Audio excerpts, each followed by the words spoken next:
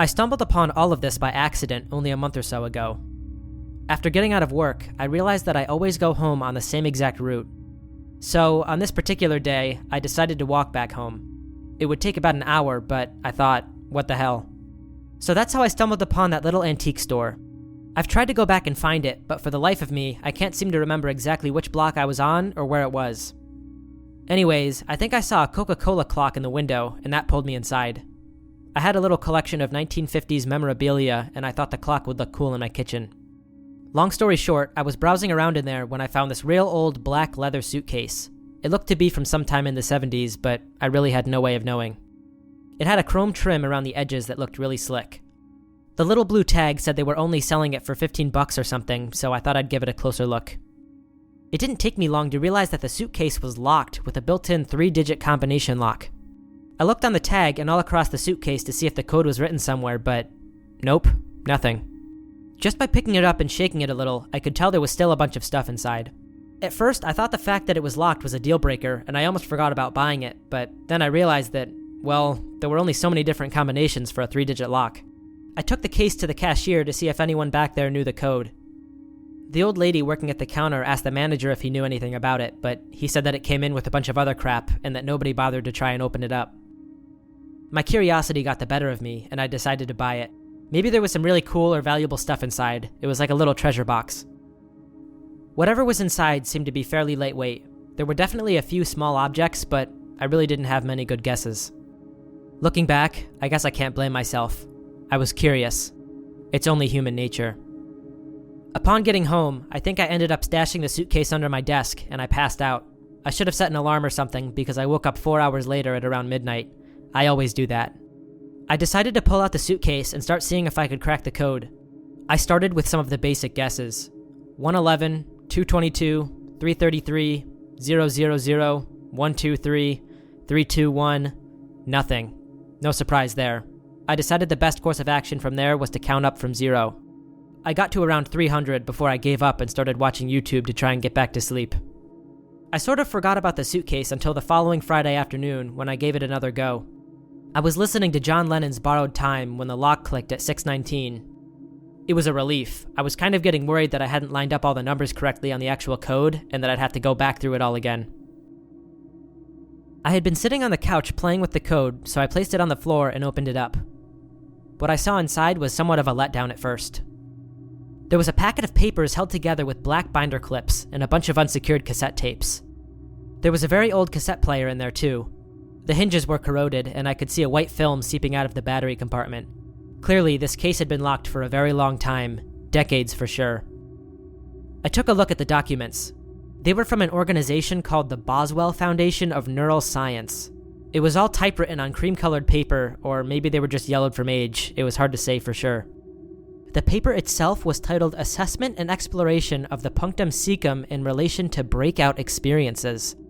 There really isn't a good way for me to explain what I read and saw as I flipped through, so I guess I'll just read a bit from them.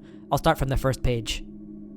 During a recent set of experiments conducted by Dr. Franklin Atkins and his associates, our division has come to the conclusion that there is a clear and direct correlation between the optic nerve of the eye and each of the noted cases of breakouts which we have studied. In fact, it appears that the optic nerve is the primary connection point between the cerebral cortex and the facade, as it has been dubbed. Our research indicates that the theoretical cable does in fact exist, and that it connects somewhere through the retina, through the optic nerve, and into the occipital lobe, where it is then able to communicate with the rest of the human brain. We were, however, incorrect about some of the previous theories proposed. One of our most prominent errors was the suggestion that the cable is perhaps constructed out of the invisible and intangible energy-matter superstate presented by Dr. Schmidt. It is important that we preface with the fact that this cable is not physically present on the 3 dimensions of which our reality is displayed at all, and, in fact, exists on a completely separate plane of reality of which our minds and our world simply are not capable of interacting with directly. So, yeah, make of that what you will. I won't lie, I wasn't exactly sure of what I was reading. I had no idea what a breakout experience could be or what all this crap about cables and facades was all about. It was really confusing to read, especially because I couldn't tell if it was just some kind of weird joke or like a movie prop or something. I really didn't know, but it looked pretty official. I could go on and explain the following pages, but it's all pretty strange and hard to understand. It goes on to talk about how everything in the universe seems to simply be made out of energy, and that this company, or whatever they are, seems to believe that this, along with the existence of certain physical laws, seems to indicate that we exist in some sort of a simulated reality. Going on to the 9th page of the document only made things even weirder. One key component of our recent testing has been the use of audio cassette tapes, which the Institute has developed for the sole purpose of attempting to induce a breakout experience within one of our subjects. Our BOE-inducing technique, I assume BOE stands for breakout experience given the title, takes advantage of the frequency following response, a phenomenon which occurs when the brain detects an audio frequency which is normally associated with brain function. When it detects one of these sound frequencies, it will automatically begin mimicking that frequency within itself by altering its brainwave output. The existence of the frequency following response means it is possible to program the brain through the power of sound. To demonstrate how this may be used in application, we will use the example of theta frequencies, which are associated with sleep in the brain. Hence, according to the frequency following response, by playing theta frequencies through a pair of headphones, the subject's brain should theoretically begin to mimic the theta waves, and the subject will begin to fall asleep, given that they do not resist the urge to do so. The only issue with this process is the fact that these frequencies lie below the audible human spectrum of sound. For this reason, the audio tapes which we have developed take advantage of yet another phenomenon, which is the brain's ability to deduce beat frequencies. To give an example, say we expose the left ear with a 220 Hz tone and the right ear with a 215 Hz tone. Instead of focusing on either of these two frequencies, the brain will focus on the 5 Hz difference between the two tones. Because theta frequencies are classified by the range between 4 to 8 Hz, the human brain is now able to hear the theta waves, and will begin matching the subject's brain waves to theta frequencies. At this point, I realized that these guys were completely serious. They really thought that they had found evidence of us living in the Matrix or whatever, and they were convinced that there was a way to break out. This wasn't some Halloween BS. These were official studies on what I could only assume to be simulation theory. At this point in the document, it seemed pretty clear that this was what they were talking about when they say breakout experiences. The audio tapes containing these theta beat frequencies appear to frequently spark a state of mind awake, body asleep within those subjected to the sounds while in a laying down position. Although we originally attempted to expose subjects to the tapes while in a seated meditative position, we quickly realized that this made it extremely difficult, if not impossible, for their bodies to enter a state of complete rest.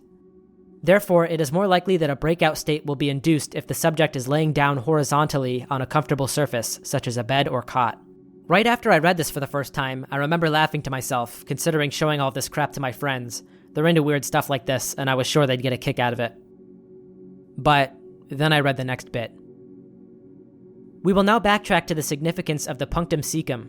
You can view the blind spot created by the punctum caecum through a number of vision tests, the most simple of which can be done with only your thumbs. Fully extend your arms in front of your face in the thumbs up position. Your wrists should be straight, and the sides of your thumbs should be touching, with your fingernails facing your head. Next, close your left eye and begin moving your right thumb to the right, all the while staring with your right eye at your stationary left thumbnail. What you will notice is that when your thumbs are about 6 inches apart, your right thumb suddenly seems to disappear. This seemingly invisible blind spot is caused by the cable which extends directly from your brain and out through your eye, even without your being able to sense it. Now listen, before you actually go ahead and try to screw around, even with such a simple little test, be warned, once you see it for yourself, there really is no going back. It freaked me out, but after I did their little thumb trick, I felt a little lightheaded. I followed those instructions and, holy shit, right where they said the blind spot would be, it was. When my right thumb got about half a foot away from the other one, it just kind of disappeared. It's the strangest thing. It's not like there's this little black circle where my thumb was. There's just nothing. I had never really felt a panic attack before, but I had a feeling that this was it. I just set everything down and sat out on my porch for a bit before giving any of this more thought. After a few minutes of trying to distract myself, I tried it again. The exact same thing happened. It wasn't a placebo effect or whatever. There was a little blind spot just a few degrees off from my center of vision, and I had somehow never noticed it in the last 23 years of my life. How is that possible? Especially if we all have it, how has nobody noticed it before? I went back inside and looked at the papers and the suitcase and the tape sprawled across the floor. I had the feeling that I had stumbled upon something supernatural, something that I wasn't supposed to know about. It suddenly seemed to me that I had blindly stumbled all the way to the edge of a cliff and that I had better not take another step. I clipped all of the documents back together, picked up all the tapes that I had pulled out, and threw everything back into the suitcase. I wrote down the code, 619, on a little blue sticky note, stuck it to the front of the case, locked it up, and threw it in my closet. I have no idea why I decided to hang on to it. Maybe I should have just thrown it out, or better yet, destroyed the tapes and burned the documents so that nobody would find this stuff like I had. I still wondered what life would be like if I had done that. It definitely crossed my mind, too. It kind of angers me when I think about it now. Weeks went by. I still frequently thought about the suitcase, but I had somehow convinced myself that it was all bullshit, despite the weird little eye test. It was stupid. It was probably just something else, like some biological oddity. I never questioned why I have nipples. Why should I question this? Same difference. Humans are weird and imperfect. Stuff like that is normal. But still, I couldn't completely shake it from my head. What if we really are just guinea pigs in a cage? What if there are minds greater than our own watching our every move from some undetectable dimension? After some time, I realized these crazy thoughts weren't going anywhere, and I figured I'd better do something to prove them wrong. It kind of reminded me of that trick where, if you have a song stuck in your head, the quickest way to get it out is to just listen to the whole thing, all the way through. I decided to apply the same logic here. So I went on eBay and bought an old Sony Walkman. I paid a stupid amount of money for it, something like $70. That still makes me mad, even though simple things of that sort are irrelevant now. It came in a few days later. It didn't have any batteries, and, of course, I couldn't find any laying around the house, so I ran out, bought a pack of AA's, and popped them in. I had an old, nearly busted pair of wired over-the-ear headphones, so I used those. I flipped through the documents again until I found an instruction page for listening to the tapes on page 23. Again, I really couldn't summarize what's on it if my life depended on it, so I'll just read this page to you too. Step 1 starts off by saying to ingest, quote, pill B1229A 30 minutes prior to experimentation, and B1229-B immediately preceding experimentation. Subject should be monitored for ill effects following the ingestion of the first pill. I checked the suitcase to see if the pills were in there, but I didn't find them. I checked around the floor and under the couch around where I opened the case the first time to see if maybe they had flown out, but it didn't seem like the case had ever contained the pills. Not that I would have taken them, of course. Anyways, step 2 goes on to say, connect stereo headphones to audio cassette player and insert tape 1. Ensure that tape is playing side A. Please note that tape 1 side A is tasked with conditioning the brain for the following tapes. I did what it said. I found tape 1, which was labeled with a flaky yellow piece of tape that was nearly crumbling off the plastic casing. Side A facing out, I popped it into the Walkman, then I plugged in the headphones. Step 3. Lie down on back with arms unfolded and palms flat on the upper chest so as to limit the distance they must travel to reach the cable once mind awake, body asleep state has been reached. I couldn't really do this before playing the tapes, but I took note. 4. Place headphones on ears and begin audio playback. Tones must be played at a specific volume and headphones must be oriented properly as each ear must receive specific tones in order for the beat frequency effect to take place. My headphones were labeled with L and R on the appropriate sides, so I checked that I had them on right, not that it would make a difference, I figured. Mind you, I wasn't really reading any of this with any sort of effort. It was all bullshit, but I was still curious to see what was on the tapes. So anyways, I hit play and laid down on my back, with my hands flat on my chest like the instructions said.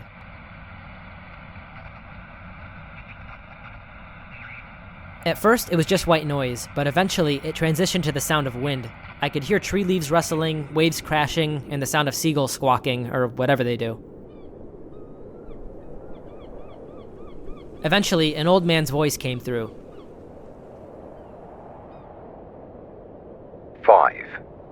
5 senses. Although many more exist, the human body, as you know, has 5 primary senses. We know this because we can see, hear, feel, smell, and taste them. Seemingly, this would make the existence of our world an indisputable fact. However, beyond your own perception, beyond your own conscious mind, how can you prove that any of these sensations, any of these indications, are actually sensing any truth, or indicating any real objectivity? You cannot. Reality, for perhaps thousands of years, has been questioned by the human race.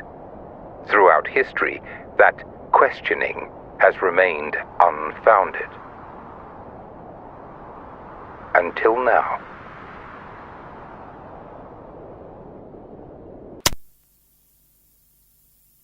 Please ensure that all tones can be audibly detected, immediately beginning and ending when the following click sound is generated. Begin audio fidelity test.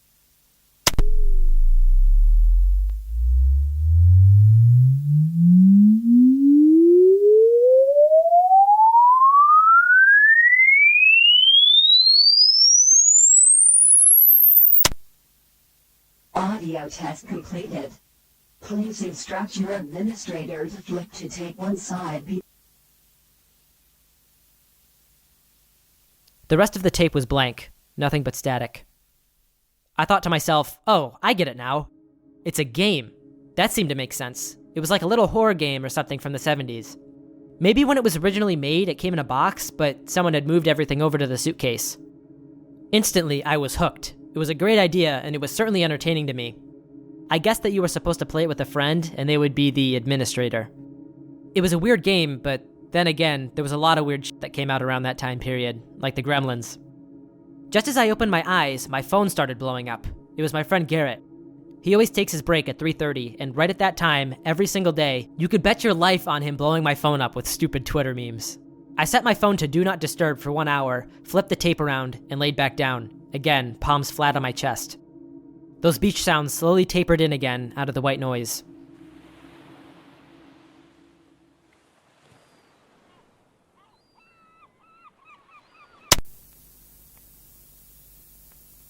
Please relax your body. Remain completely still. Refrain from twitching, scratching, or opening your eyes.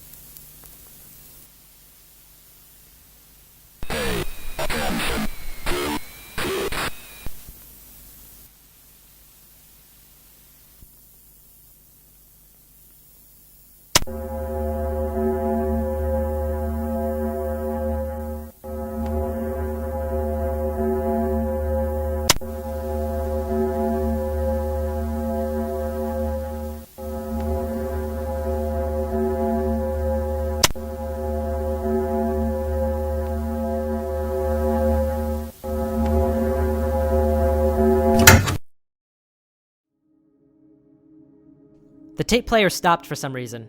I looked over to see what happened, and everything looked fine. I kept trying to play the tape, but it wouldn't start. I played around with the Walkman, sure that the guy on eBay sold me some old busted piece of shit that didn't work. I got a notification on my phone and noticed the time. It was 4:32. I rubbed my eyes in disbelief like I was in some animated TV show. The tape had completely played out for an entire hour. I couldn't have fallen asleep. I was wide awake the entire time, at least it felt like I had been. I just kind of sat there for a few minutes as if any sudden movement would be the end of me. I've never been so confused in my life. Ever. I took a second to question my sanity.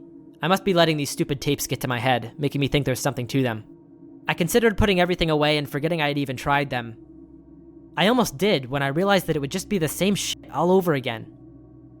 I won't be able to get them out of my head, and it'll keep me up at night, all because I was getting all in my head about some stupid game.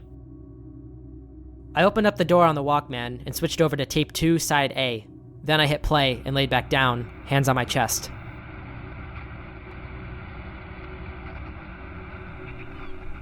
Again, the static, the waves, the birds. It's bullshit. It's a game. Stop acting like a little kid, I said out loud.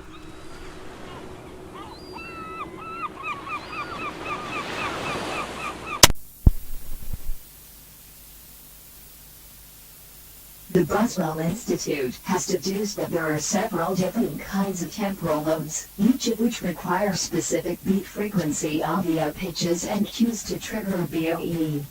This recording is for temporal lobe.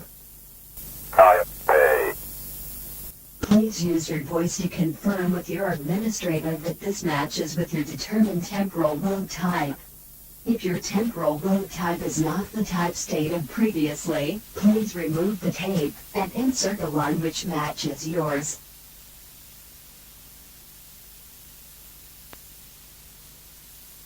Please relax your body.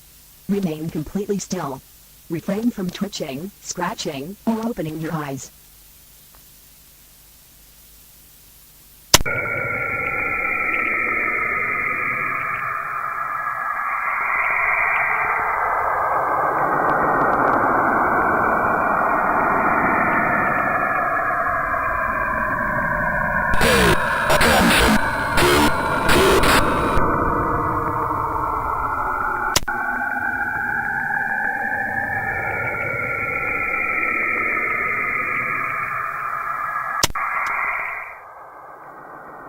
I figured that the clicks were supposed to give me something to focus on so I would stay awake. Maybe that was the goal of the game, to stay awake.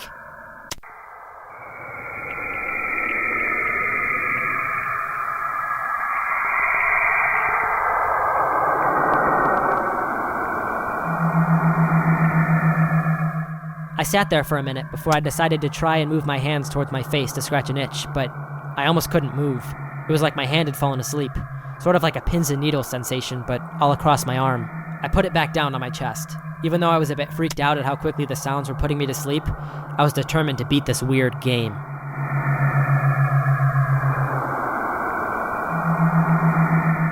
I focused on the clicks. My mind began to feel strange, foggy. It almost felt like I was sinking into my bed, or maybe even floating slightly above it. I wasn't quite sure. In the moment, it was kind of cool. I remember thinking that I had to take this stuff over to Garrett's house once I finished up with it.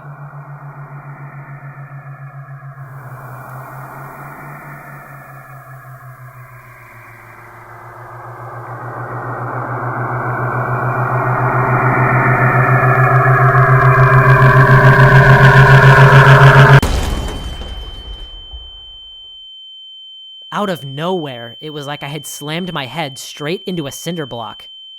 My ears rang violently. I couldn't tell if it was from the audio on the tapes or from the immense pain I was feeling. After a few seconds, I realized that the pain was concentrated on my eyes. Suddenly, I realized that I could feel both the comforter below me as well as some kind of a floor, earthy and grainy feeling. I felt that my hands were somehow simultaneously on my chest and by my sides. I tried to open my eyes. I could see the ceiling from where I lay on the bed, but at the same time, superimposed, I could also see a terrifying sea of cables. All rising up from the ground, seemingly miles high, until they faded away into a red fog. The second I attempted to open my eyes, instantaneous pain flooded through them, all the way to the back of my skull. I jolted both of my hands up and off my body to feel my eyes, but their path was interrupted by the cables directly inserted into my eyes. I began to panic and scream, clutching the thick metal cords which seemed to pierce my skull as I kicked and yelled, throwing my body around. It was hot. It was so unbearably hot. Wherever I was, it seemed to be 140 degrees at least, and I seemed to be in some kind of a furry wool coat. I could hear movement around me. Something was coming towards me. Out of sheer panic and terror, I ripped the cables out of my eyes, and immediately the perception of my room was lost, and I became fully present in this terrifying hell. The cables were in deep. I must have pulled out 5 inches of cable before the metallic snakes were finally removed. I could no longer see much of anything. I continued to scream and kick and swat at the soiled textured mess beneath me before I felt the hairy people grab me by the arms and legs. I could feel their hair, rough and coarse, covering their entire bodies. By this point, I was essentially completely blind, so I couldn't even see who or what they were. Eventually, though, my hand brushed up against my own body, and it was then that I realized I wasn't wearing anything at all. I was one of them. I was one of the hairy people, too. They made some strange, loud noises before one of them forced something into my ear. Some kind of a needle, or maybe it was another cable, I'm not sure, but it was sharp and pointy, and it seemed to go in forever. I was surprised I didn't feel it pop out the other side of my head. And then, well, I don't know what happened after that.